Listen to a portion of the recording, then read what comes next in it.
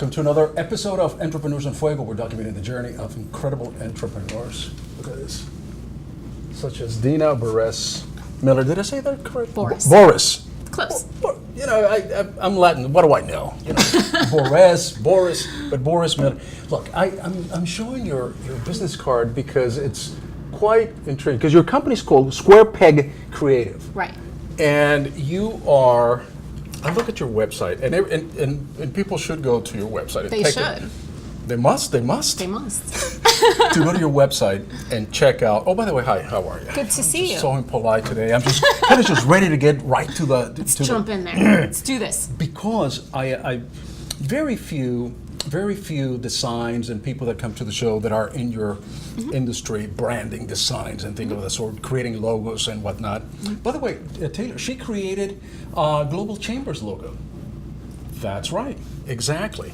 Our good friends at Global Chamber. Nice. Yes. So good people over there. Incredible people. So it's very distinct, very clear, clean cuts and things of that sort. So you've been an entrepreneur forever. Pretty much. Well, we were chatting a minute ago that my first job, I was 4 years old, and I was working in my dad's business. And so I know it's ridiculous. I mean, it might be an overstatement to say it was my first job, but I grew up literally inside his business. My mom would pick us up after school and drive us to the store. Through your college career, your high school career, did you also pursue entrepreneurship, or were you kind of more of a corporate type of individual? Or did you want to do something else? Well, I went to school for photography. Right. Only I knew that I never wanted to be a photographer because I loved it so much that doing it for other people, it just killed the joy in it for me. So I still do that sometimes. I worked professionally as a photographer for a time, but truly it made sense to me to transition to the commercial arts.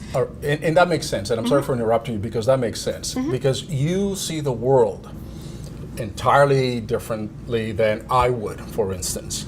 You have you have a knack of looking at patterns, at things, at structures. And I think that is what makes, now I found the secret. Why is it that you are so good at what you do?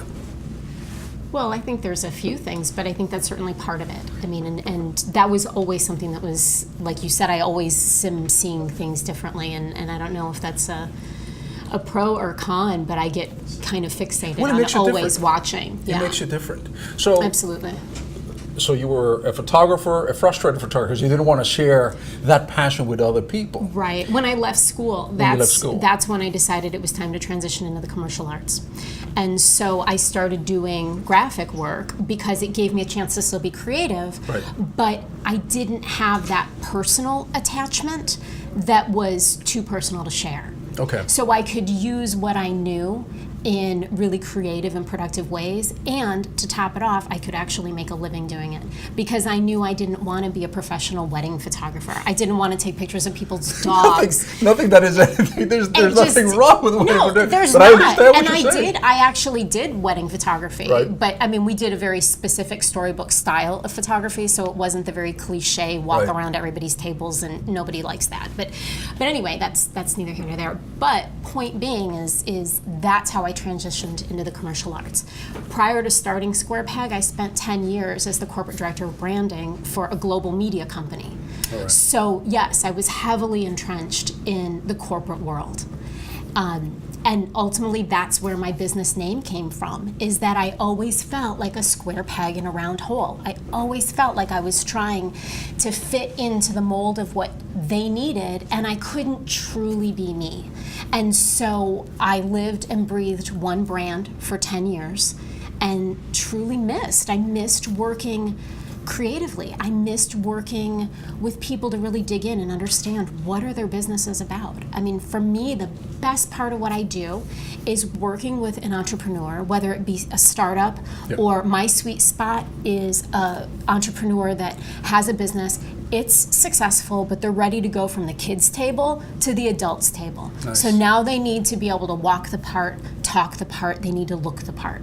And so I like to work with them to really understand what has their baby grown into and give it a face. Do we as entrepreneurs get so enamored with the original logo that we probably designed in our kitchen and or probably paid $10 in fiber to get, well, that magic logo, and now it's printed all over the place, that we fail to see that branding adequately can carry not only our image, our business to a next level, but can make us a lot more profitable. 100%.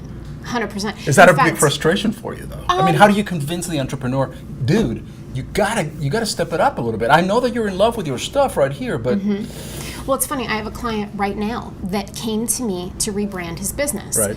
And he came to me in a very smart way, where he didn't want to just change his logo, right? I mean, in the industry, we refer to it as putting lipstick on a pig. That we didn't want to just keep everything the way it was, give him a new logo. He actually came to me with the exact opposite challenge, that he wanted to change his messaging. He wanted to change the look of his proposals, that he wanted to be more competitive, more eye-catching, and more specifically, he wanted to differentiate himself. Right. When he would bid on a job and his proposal would sit next to his competitors, he wanted it to be fundamentally different, and that's what he came to me to do. But he didn't want me to touch the logo that his brother had designed for him 10 years ago. Wow. So I said to him, okay, if we're going to do all of this, if you're open to it, give me an opportunity to design something new. Because it would be a shame to do all of this and then not update this at the same time. So if there was ever a time, now is your chance. So that he was like, okay, fine, if you want, let's give it a shot. And sure enough, we're doing a comprehensive rebrand. We're doing it all. You find yourself not only being a designer, a brander, but also a psychologist, if you were, to a lot of people, so that we understand that this is for the benefit of our industry. Absolutely. For the benefit of my company going forward. Absolutely. And that's hard sometimes to get. Well, as a designer, my job is not just to superficially make something look better. The sign of me doing my job well and my business being successful is making your business successful. Gotcha. And to do that, I need to truly understand what makes you tick. When did you discover, and how did you discover that you had this talent? I mean, you draw something, you're like, yeah, man, this is good. Well, and I think I have a talent for this. Well, let me correct you on one thing. I don't draw. My background's in photography. Gotcha. So while I'm very visually inclined, yes, I seldom, if ever, doodle. My doodles are as ugly as everyone else's doodles. I illustrate, I draw electronically. But so going back to when I went to college, I went to art school, and that was a big challenge for me, that I was sitting side by side with these illustrators and people who could draw, and from my own vantage point, my thought was, they're such amazing artists. I don't measure up because I can't do what they do.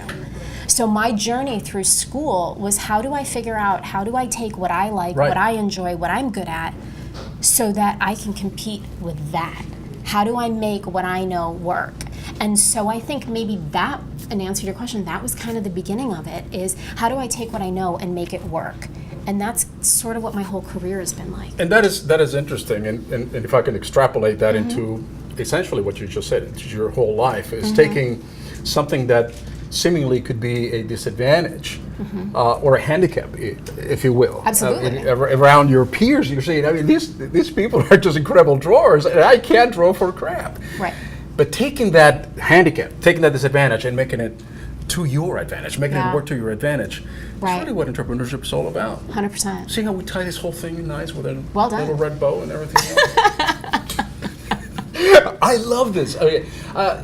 Do you find some people that they have a little trouble with the smaller cards, or is it? No. No? Not at all. Not at all. The height is exactly the same as a traditional business card height. It's exactly 2 inches. It just happens to be square. And the catch is that nowadays, it's so infrequent that we actually produce anything. How often do you actually hand something to someone? So if you're going to make something, if you're going to produce something, whether it be a business card, a brochure, or whatever, you had better make sure that when you hand it to someone that there's something more than a pretty face. It needs to have a tactile sensation. It needs to have lasting staying power. There needs to be something about it that someone wants to hold on to it for 1 second more. All right. Do you have a specific time in the day where your creativity juices flow? Do you wake up at 2 o'clock in the morning and go, okay? I have the most amazing case of insomnia. And so I do commonly between the hours of 2 and 4:30. How did I know that? Do some of my best thinking, and the shower. The shower, I don't know what it is about that. Some people sing, I just randomly think, yeah. And that's where your creativity And flows. I would never tell my clients I came up with this during conditioning time, but it's true, yeah. Too late. With that, this fascinates me. I mean, please, Square Peg Creative. Get a chance, go there, check out the incredible logos, incredible lines. Very clean, uncluttered designs that only an eye of a photographer, and that's my own bias. I mean, I saw it that way. Sure. Could design. You got that, man. Thanks. With that.